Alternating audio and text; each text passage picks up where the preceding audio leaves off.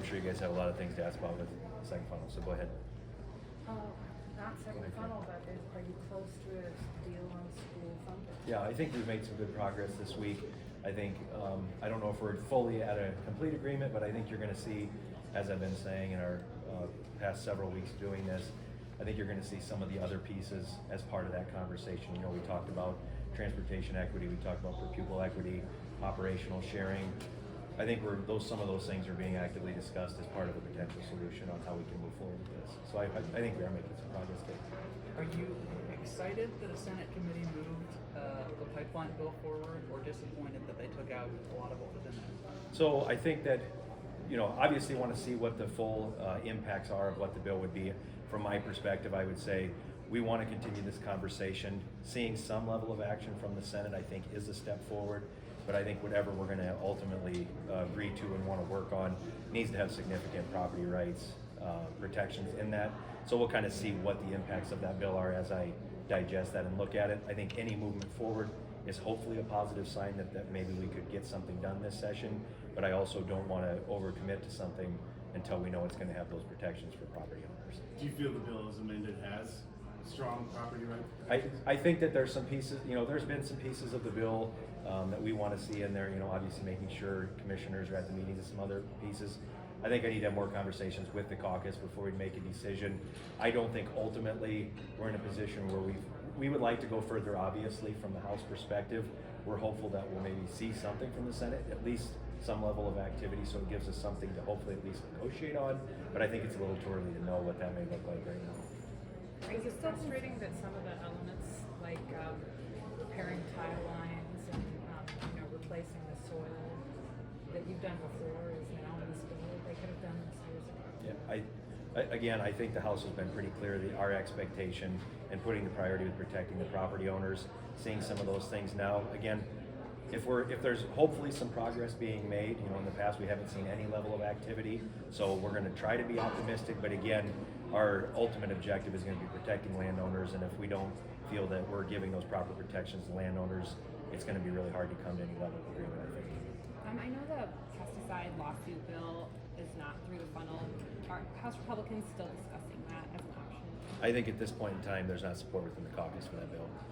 Why is that? Just we've had a lot of conversations and we've talked about it here, and I think it's been pretty upfront. I think you can see, I think a lot of our members see both sides of this issue when it comes to making sure that we have a product that's actually made here in Iowa, that's an American-made product, that we want to continue to have access to being able to use things like life-saving use Roundup. I think there's also some concerns with the public perception of what it may be. I think there's some I don't want to say misunderstanding. I'm not sure that the bill is being totally digested from the perspective of just the labeling. This product has been following all of the EPA approved labeling, and so it's more about a labeling bill, but I think some of the narrative that's been out there maybe distracts from that, and I think the caucus just is in a position where they're not sure that they can support it at this point in time. So you don't plan to have that come through as a bill of lading, for instance? I think at this point in time, we don't have the support to move something forward. You know, obviously there's still more session to go, but right now where we sit today, I don't see the support.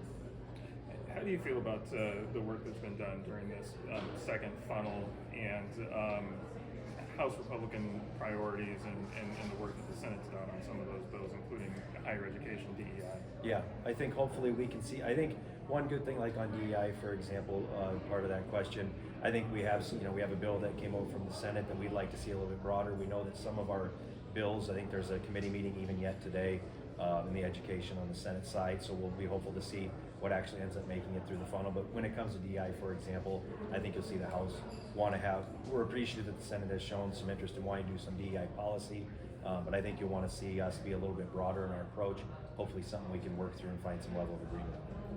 The Department of Justice recently sent a letter to Republicans regarding the energy bill with concerns of the right of first refusal, talking about potentially taking away competition, potentially seeing increasing costs. What's kind of your response to that? Yeah, I think as we're looking through, that bill is that piece is in the governor's energy bill that we're still working its way through the process. And as we've looked at, we've had conversations in the past about ROFR, and I think again it gets back to kind of earlier when we talked about like the labeling, pesticide labeling bill. When you look at that, there's two sides of it. There's one that would say we want to have companies here in Iowa that we know are here, that we can pick up a phone when we have a disaster or when we have outages that we have right here. There's also the argument that can be made as far as free market and competition within a highly regulated space. And so we're still working through that piece. I think that's one of the pieces that's being discussed right now actively within the caucus on where we would want to be when it comes to the role for policy that's in the governor's energy bill. Is there bandwidth to get that bill done yet this session, in one form or another?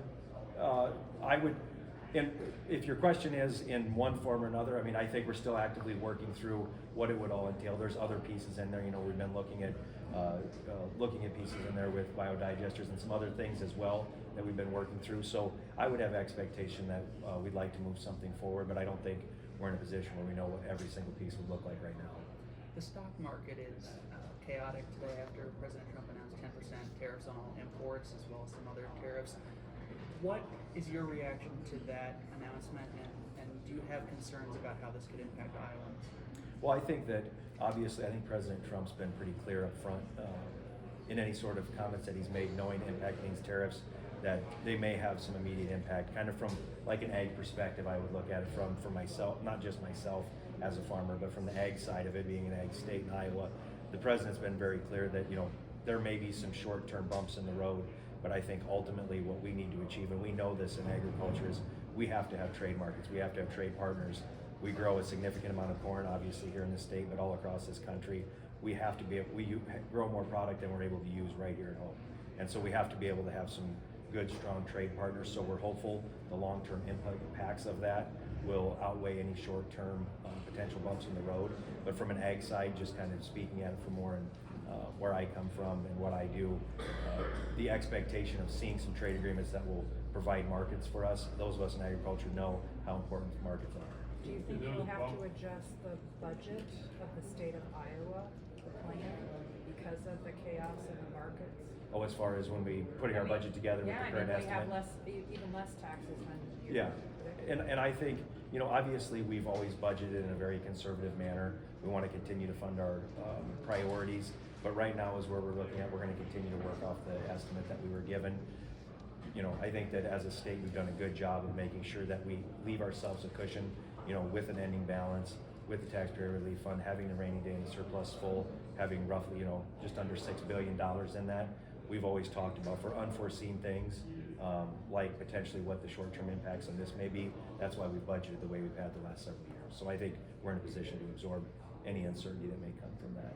Looking forward to the rest of the session, I guess where do things stand in terms of budget talks, negotiations, and what's the focus moving forward? Yeah, our kind of my update at this point in time is this week our budget subcommittee chairs were having active meetings with their budget subcommittee members here in the House to find out what those priorities are going to look like, as far as they've been having them leading up to this point, but kind of getting to the point of, okay, as a budget subcommittee, what are the pieces we really want to see as part of that?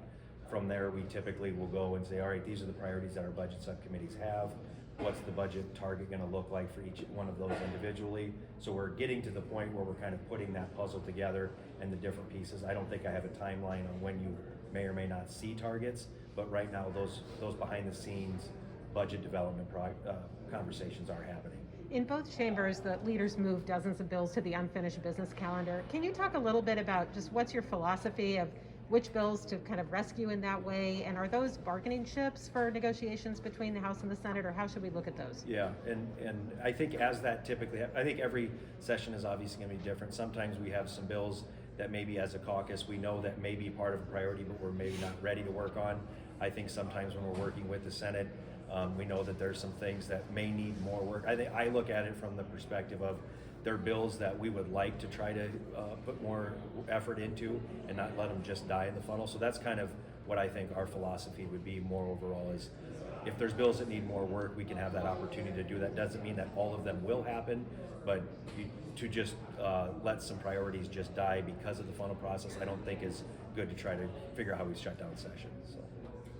I don't have any data at my fingertips on this, so I'm asking anecdotally. It feels like a quieter second funnel week than past sessions.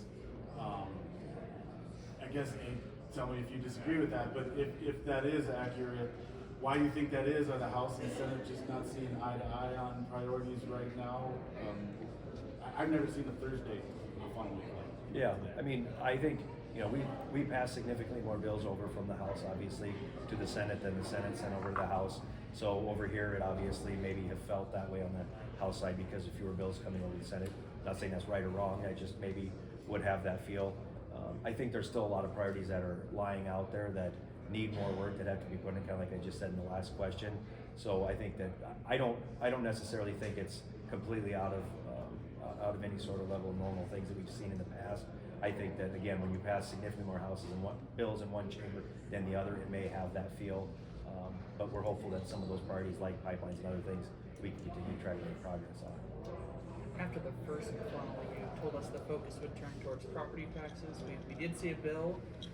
We're hearing maybe we'll see a new version of that soon. I mean, it went through subcommittee, but it's been sort of a slow rollout in terms of advancing that. I mean, how are those discussions going? What should we expect in the future? Yeah, I think kind of the update that I would have at this point in time is we've been very clear before we even introduced any bills in the legislature this session what property tax would look like, that we knew it was going to be a work in progress. I think naturally when you're trying a proposal like this in its current form, or even if it's changed, or when there are some tweaks being made to it or changes being made, I think it is going to take time. It's taken us 40, 50 years to get to this point in which we're trying to finally put some certainty back in the system for the property taxpayer. And so we expect it to take time. I don't think anyone thought it would just be introduced and rush through the process. And so where we are right now, we're taking a lot of meetings with groups. I know Representative Kaufman on our side of Ways and Means chair has been having a lot of productive meetings, taking input and kind of ultimately what you said, we know there are pieces of the bill that may need more work as we continue to move through session, but our anticipation was to never drop a bill and just rush full steam ahead forward immediately. We want to take that input, and that's why it's taking a little more time. Is there still the expectation to pass something this year? I mean, our goal is ultimately going to be continuing to try to find a solution to this property tax piece this session. And as I said earlier, we've gotten to this point over the course of decades in this system. If we're unable to complete every single piece of a bill, that doesn't mean we can't talk about something next session. But I think as of right now, we're going to continue to try to push forward and see what we can do to provide certainty for the taxpayer or the property taxpayer within the current, or changing the current system that we have. What's standing need to, even if it's temporarily, extend unemployment benefits in light of the layoffs we're seeing if we go through kind of a rough patch here? I didn't hear the first part. Sorry, Dave. Do you see any need to, even if it's just temporarily, maybe not go back to the full 10 weeks, 26 weeks like it used to be, whatever, but does any kind of adjustment have to happen in light of if we go a little sideways? Yeah, I don't think at this point in time that's something that we need to be looking at. Keep in mind, when we made the last change when it came to the unemployment and the number of weeks, there's been significant efforts made at workforce development to make sure we're getting people back to work. I think before it was more of, before some of those changes, it was more of just a management of individuals versus an encouragement to try to get people back into the workforce. So I think at this point in time, I don't necessarily see that being a need because there's been a lot of changes in proactivity from workforce development, where we're hopeful that we can get these Iowans that are being impacted, regardless of the reason, back to gainful employment. What can Iowans expect the legislature to accomplish this year on cancer? There's been a lot of talk about the high cancer rate, the rising cancer rate, and there were a lot of bills introduced. Not all of them are still alive at this point, but what should be the expectation of Iowans of what the legislature will get done? And like you said, there's been a lot of bills, and we've been having conversations within our caucus. I know there's still active conversations going on. What we want to do as far as working with the university to make sure that we're understanding what really those cancer-causing reasons are as a state. I would look at some of the bills that we've passed, while they may be some more controversial, trying to look at healthier options for nutrition within our schools. One of the bills we passed, looking at, and you're hearing this even from the federal level now, making sure, looking at our SNAP benefits bill to make sure that the dietary consumption here of Iowans is a part of this conversation. Again, it's been hard for us to just say it's this, it's this, it's this. I think it's a lot of things combined. So I think we have passed some things with that in mind, making Iowans healthier just in general, which could impact or may have some impacts on that. Last one. I'm going to do one more. I just had a follow up on that, but radon mitigation, there's been several bills, the Miller rules have forward some work on that. Do you expect any of those bills to make it back into session? Yeah, we've talked about that, and so the problem, what we've been trying to find the balance of, and this is the honest conversation that happens on this, is as we have, so we have a housing conversation that goes on every year as far as available housing, affordable housing, and what level of regulatory policy do you put on that, and then, but at the same time, what are the gains? And that's been really where the struggle has been in finding resolution on some of those topics. When you want affordable housing in the state of Iowa, but you also add increased burden and cost, does that drive up the cost? So that's been part of one of those sticking points. I don't think it's anyone saying we don't think we want to mitigate cancer, but at the same time, we do have housing issues. We're trying to find that balance. So that's really just kind of where that continues to find itself in limbo. Do you have a candidate lined up for the vacancy? I haven't even had a chance. I was unaware of until just a few days ago that Representative Sheets was going to resign, so I haven't even shifted my brain over to that at this point in time. Thank you. Appreciate it.